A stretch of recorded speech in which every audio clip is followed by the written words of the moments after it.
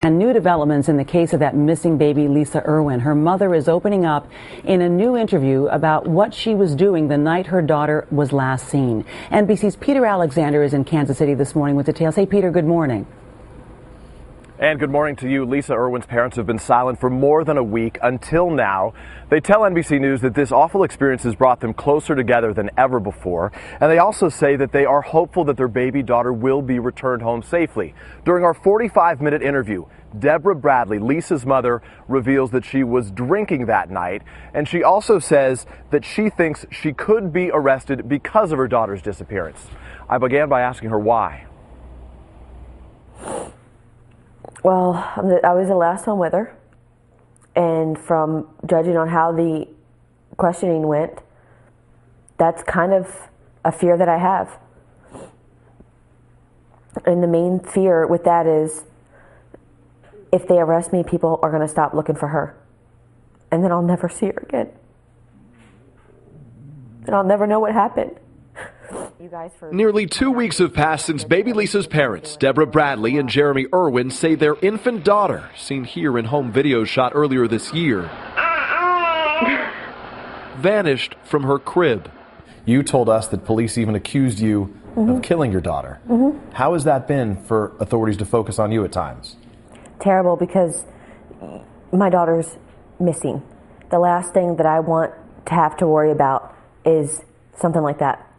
I shouldn't have to put any energy, any time or effort into anything but finding her. Just before 5 o'clock on the night Lisa disappeared, Deborah, who's 25, was spotted on surveillance tape with her brother at a grocery store, buying baby supplies and boxed wine. Now, for the first time, Deborah admits she was drinking at home in the hours before she says Lisa vanished. Were you drinking that night? Yes. How much? Enough to be drunk. So you were drunk. A lot of people are going to say, Deborah, you were drunk that night.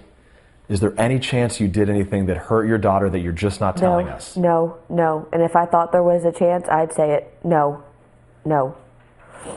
I don't think that alcohol changes a person enough to do something like that. Deborah now says she last saw her daughter when she put her to bed at 6:40 p.m., not 10:30 as the family first reported. It was the first time Lisa's father, Jeremy, an electrician, had ever worked an overnight shift, making repairs at this Kansas City Starbucks. Do you in any way question that she's not telling you or police everything she knows? No.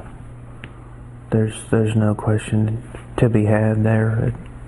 I know who she is. I know what kind of mother she is. When Jeremy got home just before 4 in the morning, he says he found the front door unlocked, several lights on, and a window screen tampered with. Police have tried to recreate how an abductor might have broken into the home through that window. Does it seem feasible to you that someone could have gotten in while you and your two boys were sleeping and you wouldn't have heard a thing? Our bedroom is on the exact opposite corner of the house, and she sleeps with the fan on high. Yeah, but they must have been doing it much quieter than the police were. You told us that police said you failed a lie detector test. What question or questions did they say you failed? They said that I failed when they asked me where she was.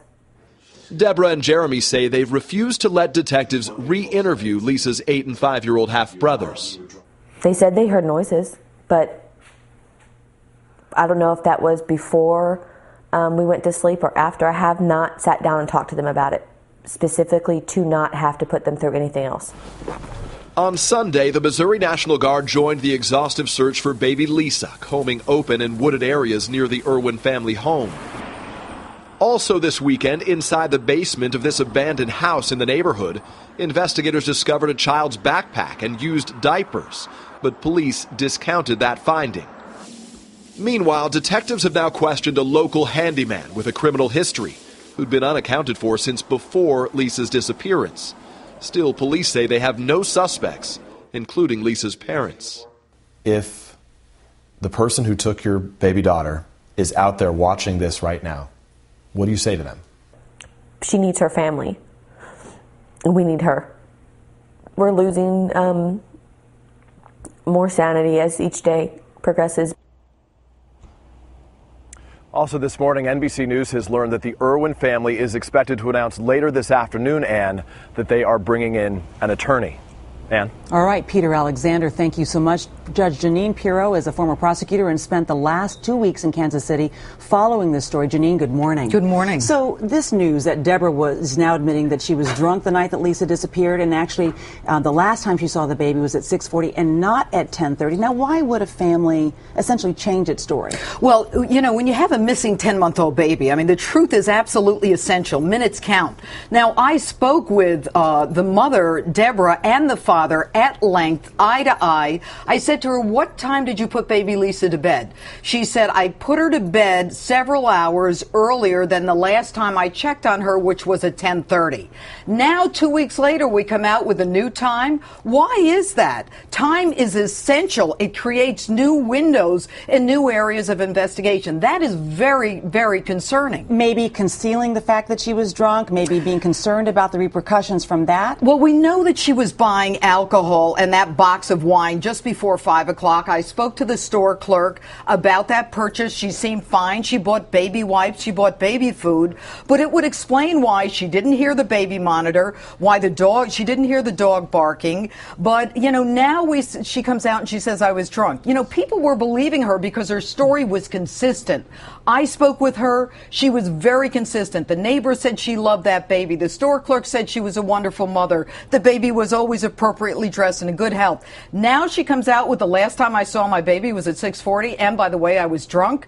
You know, this isn't the kind of thing that you want to bring out after the fact when time is essential here. A 10-month-old is missing. Meantime, Deborah is saying that the family's not allowing the boys, the step brothers of Lisa, to be re-interviewed. They're just ages 8 and 5. But what would explain why the police wants to re-interview them and why the family would refuse? Well, first of all, I think they're 8 and 6. And here's the problem. If those boys have any information, we know the mother was drinking with the next door neighbor and her 4-year-old daughter who was watching videos with her sons. I think that the opportunity to speak to the sons about someone they may have seen at or around the house, and the Kansas City police, and they're doing a fantastic job. They picked up this homeless guy, Jersey, who was not seen since the baby's been missing. But every piece to the puzzle becomes extremely important. Time is essential. Now you come out and say it was at 6:40, 4 hours before I told you last week? Not good. It's clear the Kansas City Police Department, you just said they're doing a great job, are keeping their sights on the family, but are they at the same time also